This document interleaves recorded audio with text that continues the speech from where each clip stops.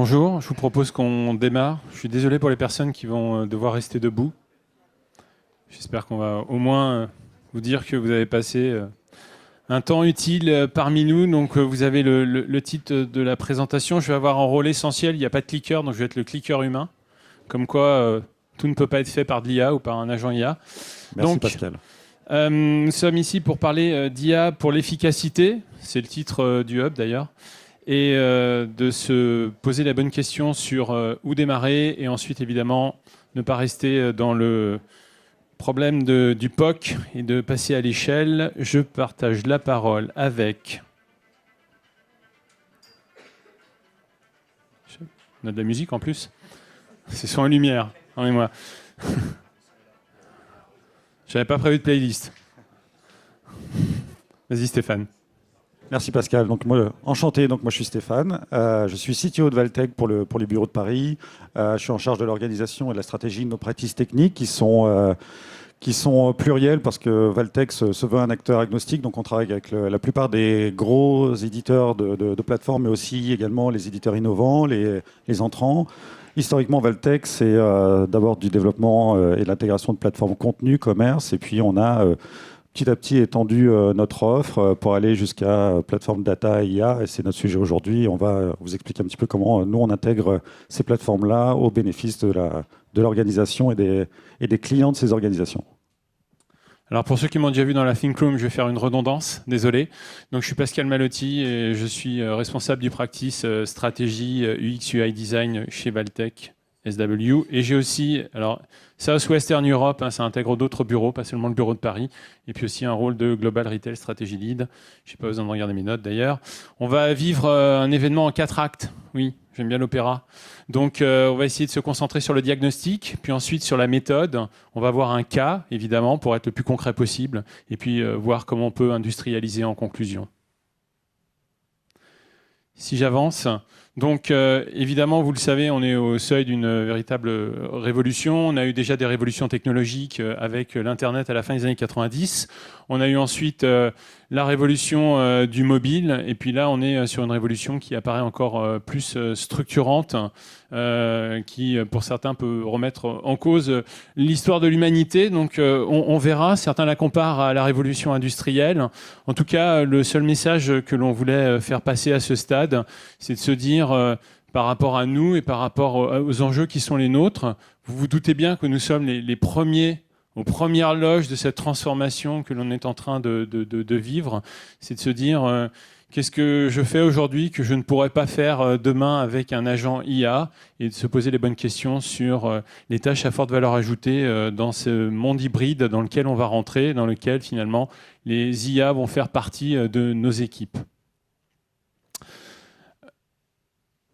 Donc si ensuite on avance, ben voilà, je ne sais pas pourquoi j'avais une slide de retard, je suis désolé, pardonnez-moi. Vous le savez, pendant des années, on s'est posé la question finalement de savoir comment on allait travailler la version future du monde dans lequel on est. Et alors je suis aux premières loges parce que j'en ai beaucoup pratiqué. Et le Future Back, c'était un moyen de réfléchir, on va dire, les stratégies des entreprises à 5 ans. Alors, c'était plutôt de la prospective. J'avoue, quand on faisait des roadmaps, on était plutôt sur des logiques à 2 ou 3 ans, parce qu'à 5 ans, on commence à être dans un univers qui est plutôt, on va dire, pas très stable en termes de compréhension du monde.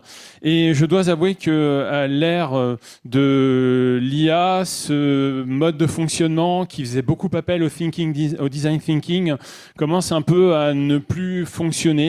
C'est-à-dire qu'aujourd'hui, la vitesse de transformation dans les entreprises à l'ère de l'IA impose d'aller beaucoup plus vite. Donc, ces visions abstraites que l'on a connues doivent être remises en cause. En 18 mois, aujourd'hui, on le sait, les fondations technologiques changent. Les cas d'usage qu'on n'imaginait même pas deviennent réels et les belles feuilles de route qu'on a posées avec une organisation entière sont obsolètes. Ce que l'IA exige, en fait, c'est une logique inverse. C'est d'agir maintenant sur les fondations, et on va définir ce que sont les fondations pour être capable d'innover de façon disruptive le plus tôt possible. Pas planifier la disruption, c'est pas ce qu'on est en train de vous dire, c'est juste de la rendre possible dans les organisations, c'est construire les conditions, et c'est pas de faire des prédictions. Maintenant, pour être un peu plus concret, vous le savez aussi, Stéphane l'a dit en introduction, on fait des plateformes. Et quand on fait des plateformes, pour nous, la plateforme, la solution logicielle que l'on délivre à nos clients, c'est un produit. C'est-à-dire qu'on est dans une logique d'optimisation continue. On souhaite faire évoluer, d'ailleurs on utilise beaucoup les méthodes agiles, pour être dans cette amélioration. Amélioration, ça veut dire à la fois débugger le produit, mais ça veut dire aussi étendre son périmètre fonctionnel. Donc ça, c'est nécessaire. Bien évidemment, on va continuer à le faire. Et c'est là qu'aujourd'hui se trouvent 95% des programmes d'IA. Néanmoins, la disruption, c'est autre chose. La disruption, c'est reconfigurer les marchés, c'est réinventer les attentes clients, c'est créer des réseaux de valeur qui n'existaient pas hier. Donc, l'IA est capable de faire les deux, vous le savez. Néanmoins, la plupart des organisations aujourd'hui restent coincées dans le premier régime, non pas par manque d'ambition, mais plutôt par manque de fondation, encore une fois, parce que passer d'un monde de l'optimisation à la disruption, c'est pas juste avoir les bons LLM ou avoir les bons accès aux plateformes d'agentique. Il faut de la gouvernance, il faut de l'architecture technologique, il faut des compétences et une vraie culture de l'expérimentation. Et ça ne se décrète pas, ça se construit. Et je vais laisser Stéphane vous expliquer comment on le fait. Merci Pascal. Alors merci déjà pour ce premier état des lieux. Ce cadre que vous allez présenter, c'est un cadre qu'on s'est appliqué à nous-mêmes déjà chez Valtech. Parce que nous, Valtech, en tant qu'intégrateur, en tant que développeur de plateformes historiques, c'est près de 70% de nos collaborateurs qui travaillent au quotidien sur des plateformes à la manière de les intégrer, de les développer, de les maintenir, de les faire évoluer. Et c'est là où nous, déjà, on a initié cette démarche justement de disruption en interne. Et le premier sujet, bien sûr, tu en as parlé Pascal, c'est le POC. C'est évidemment ce sujet où on a tous, depuis maintenant 2 ans et demi sur l'IA, fait des POC. Donc c'est super, on fait des POC, on démontre des choses, on voit que ça marche, on est heureux de ça, on partage, mais derrière, on n'applique pas ça ensuite sur des vrais processus d'entreprise. Et tel que ce piège-là du POC, nous, chez Valtech, on a interdit maintenant le mot POC, on ne l'utilise plus. Alors, il faut être très créatif maintenant quand on lance des sujets, ça permet de trouver d'autres idées là-dessus, mais vraiment, on se l'applique à nous-mêmes. Et derrière, on a aussi étudié pourquoi ces POC, justement, on se retrouvait dans ce piège du POC, pourquoi on n'arrivait pas à passer les étapes suivantes. On va parler de gouvernance, on va parler de sécurité, on va parler de responsabilité aussi. Et c'est là où on travaille avec nos clients sur ce cadre. Et pour cela, nous, chez Valtech, on se veut innovant, on se veut à la pointe, on se veut la tête tournée vers le futur, mais on n'est pas fou. On travaille avec des grandes organisations qui ont des responsabilités vis-à-vis d'eux-mêmes, vis-à-vis de leurs clients, vis-à-vis de leurs utilisateurs, vis-à-vis du discours qu'ils portent aussi en public via ces plateformes de contenu, de commerce, de data. Et comme on se dit, on est ambitieux mais pas téméraire. Et c'est là où ce cadre que l'on applique à nous-mêmes et que l'on applique maintenant, qu'on fait appliquer chez nos clients, est important pour pouvoir justement opérer ce passage à l'échelle. Alors évidemment, comme on travaille sur des projets, on essaie aussi d'avoir du recul et de comprendre ce qui fonctionne ou ce qui fonctionne moins. Alors, avant de choisir un outil ou de se lancer sur un cas d'usage, en fait, il faut diagnostiquer 4 dimensions. Et je ne prétends pas réinventer la roue, je pense que vous les connaissez déjà. Le besoin métier d'abord. Alors, surtout, ne commettez pas l'erreur de partir de l'architecture technologique, parce que finalement, vous risquez de dimensionner une architecture technologique qui n'est absolument pas, on va dire, en synchrone avec les besoins métiers que vous allez identifier. Donc ça, c'est de déterminer s'il y a une véritable demande ancrée dans un problème concret. Repartir du concret. Pas un intérêt pour l'IA en général, ça ne nous intéresse pas, mais un signal métier explicite. Sans ça, aucun usage ne tiendra dans la durée. La maturité des équipes ensuite. L'IA ne s'utilise pas seule et c'est l'un des gros problèmes des POC. Finalement, les POC sont isolés dans une organisation, mais à un moment, quand on essaie de faire un état de l'art et de se dire que ça crée de la valeur collective, on se rend compte que ce n'est pas le cas. Donc ça exige évidemment un certain état d'esprit. On le sait, une culture de l'expérimentation, je l'ai déjà dit, une capacité à travailler autrement aussi, vous le savez. Donc si les équipes ne sont pas prêtes, c'est clair que la technologie ne compensera pas. Et ça, c'est une erreur qui est souvent commise dans les organisations. La réalité contractuelle, elle est aussi très importante parce que, déjà, vous le savez, On a quand même un cadre contractuel en Europe avec RGPD qui fait que, en général, les évolutions technologiques, on les voit arriver après tout le monde. On n'a toujours pas Google AI Mode en Europe ou en France principalement. Donc là aussi, ne pas les sous-estimer, les contrats clients, les règlements sectoriels à prendre en compte. Certains contextes, finalement, contraignent fortement le déploiement de nos projets. Anticiper cela avant le départ du projet, c'est plutôt bien. Et enfin, il y a l'environnement de travail. Il y a les outils, il y a les accès, il y a les infrastructures. Impossible de prétendre à une ambition IA avec des outils qui ne supportent pas de l'intégration. C'est pour ça qu'on parle de beaucoup d'orchestration chez Valtech. Donc, résultat, règle numéro 1, ne jamais choisir un outil avant d'avoir fait ce bilan. L'outil doit servir le besoin, pas l'inverse. Ensuite, même quand les fondations sont bonnes, parce qu'on arrive aussi dans des contextes où les fondations existent, l'adoption, vous le savez, ça reste un défi. Et ça, c'est l'humain. Et on le voit donc très souvent revenir les mêmes barrières qui sont systématiquement présentes dans toutes les organisations et qui peuvent être des freins au déploiement et au passage à l'échelle. Le prompting d'abord. Bon, on va dire que beaucoup de collaborateurs ne savent pas interagir avec des LLM. Faire du prompting pour savoir le matin comment je dois lasser mes chaussures, c'est ce que font tous les adolescents. Ça, c'est facile. Maintenant, se dire que j'utilise efficacement un LLM, ce n'est pas un problème de capacité, c'est un problème de formation. Des techniques simples permettent de radicalement obtenir une qualité de résultat différente. La résistance au mode de travail AI first, ensuite, bien évidemment, c'est conscient ou inconscient. Dans certaines organisations, la peur peut être collective et inconsciente. Donc, dans ce mode-là, c'est clair que changer sa façon de travailler est difficile. La confiance dans l'IA peut rester parfois très faible, souvent parce que finalement, on n'a pas compris comment ça fonctionne. Donc les formations sur les LLM, c'est bien, pas technique, on s'en fout, mais conceptuel est un levier parfois aussi sous-utilisé. Et enfin, l'abandon précoce. Voilà, les premières expériences ont été décevantes, ça décourage, ce qui fait que la différence, c'est l'accompagnement post-déploiement, se dire qu'il y a des référents, des formats d'échange, une culture du droit à l'erreur. Ces barrières, finalement, ne sont pas des fatalités, elles sont des problèmes de design organisationnel, et Stéphane va essayer d'y répondre. En tout cas, Valtech a essayé d'y répondre. Comme je disais, on s'est appliqué ce cadre à nous-mêmes et maintenant, on en voit les bénéfices de ce cadre-là. C'est-à-dire que on va pouvoir maintenant vraiment utiliser, on va dire, ces IA, ces LLM au bénéfice de la performance du développement que l'on peut opérer pour nos clients. On connaît l'adage en développement informatique, c'est-à-dire qu'on peut avoir quelque chose de rapide et pas cher, quelque chose de rapide et qualitatif, ou quelque chose de qualitatif et pas cher, mais on ne peut pas avoir les trois ensemble. Aujourd'hui, et c'est là vraiment cette innovation, c'est ce que l'on voit poindre nous maintenant chez Valtech, grâce à ce cadre de maturité qu'on applique et grâce maintenant au fait qu'on se dit on ne travaille plus en mode pilote, on incorpore directement ces outils dans nos chaînes de production et de développement, on est capable maintenant de s'engager sur des bénéfices importants en termes de performance de développement. Alors, tout n'est pas linéaire, ça dépend évidemment des terrains, ça dépend évidemment des sujets, ça dépend des technologies, mais l'on voit maintenant sur des opérations de maintenance, les premiers bénéfices que l'on a, justement, qui paraissent peu, mais qui finalement permettent déjà de sortir un peu la tête de l'eau de certaines équipes qui, aujourd'hui, au quotidien, travaillent sur des plateformes qui sont datées, jusqu'à maintenant les nouveaux sujets pour lesquels on est interrogé, ou interrogé vraiment frontalement pour dire je veux du qualitatif, je veux que ce soit rapide et je veux que ce soit pas cher. Et ben derrière, grâce à ce cadre-là, grâce à ces outils, on est maintenant quasiment en possibilité de se l'appliquer. Voilà.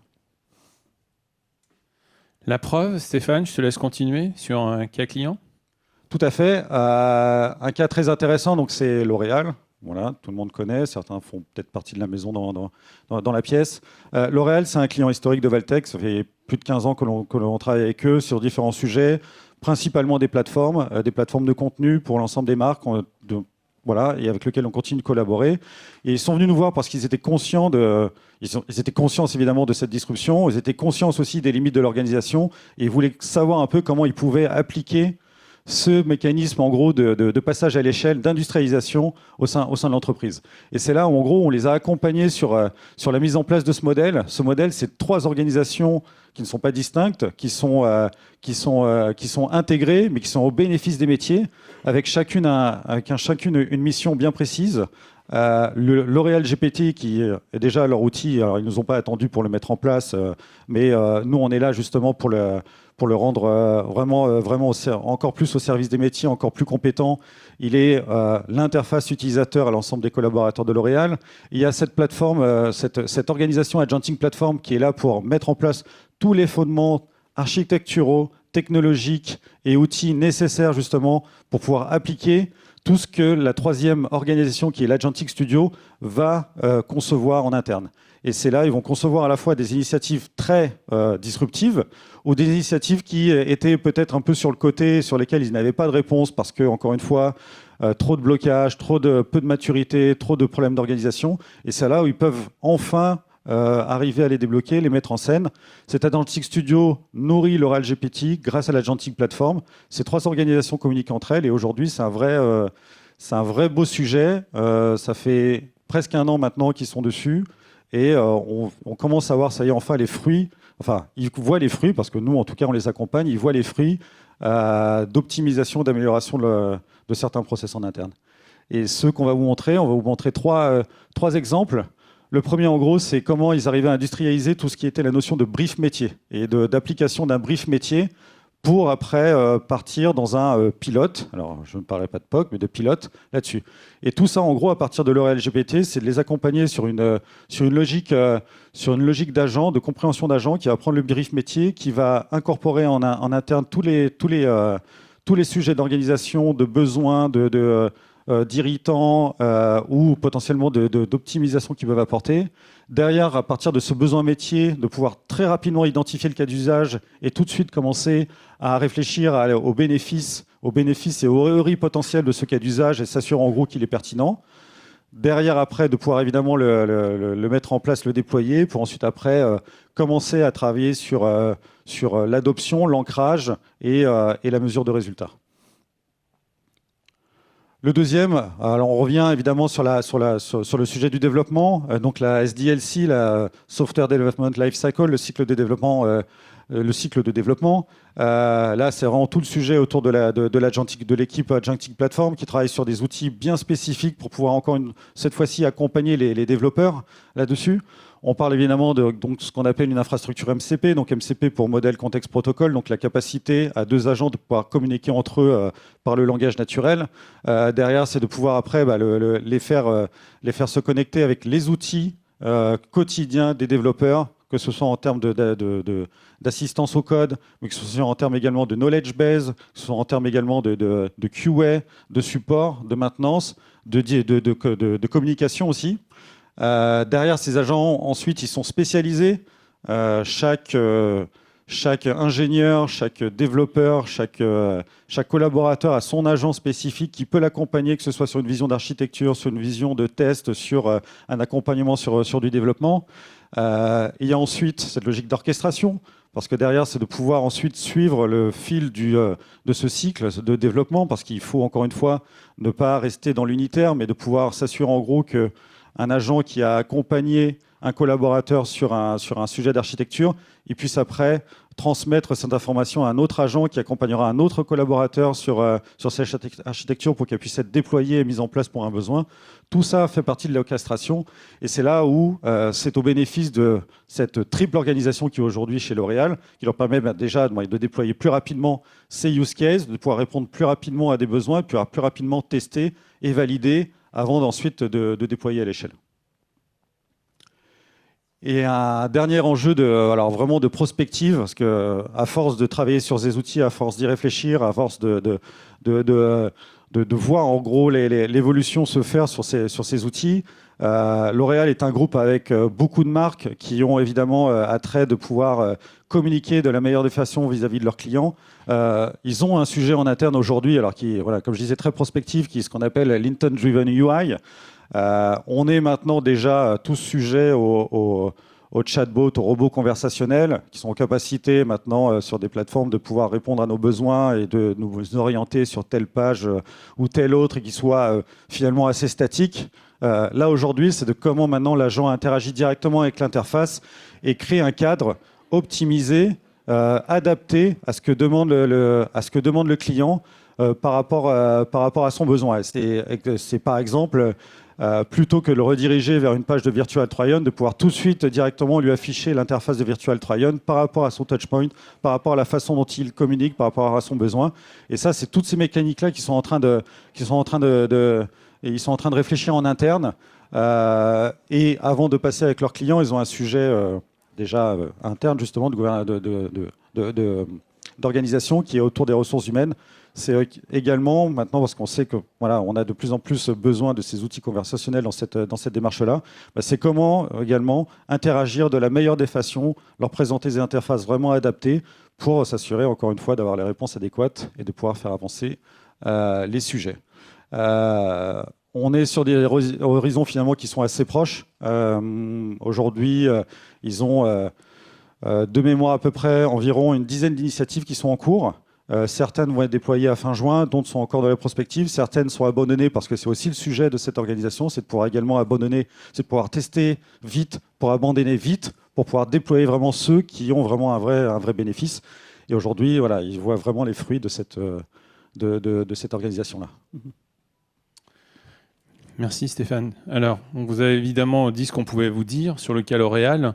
Maintenant, c'est une fois qu'on a tous ces projets qui nous arrivent et qu'on essaie de synthétiser finalement ce passage à l'échelle, comment ça se passe. On voit bien aujourd'hui qu'il y a deux régimes qui sont assez distincts, assez différents. Vous avez ce qu'on appelle les équipes augmentées, c'est-à-dire ça, c'est la première vague, c'est les mêmes personnes, c'est le même travail, mais fait différemment, plus vite, plus intelligemment grâce à l'IA.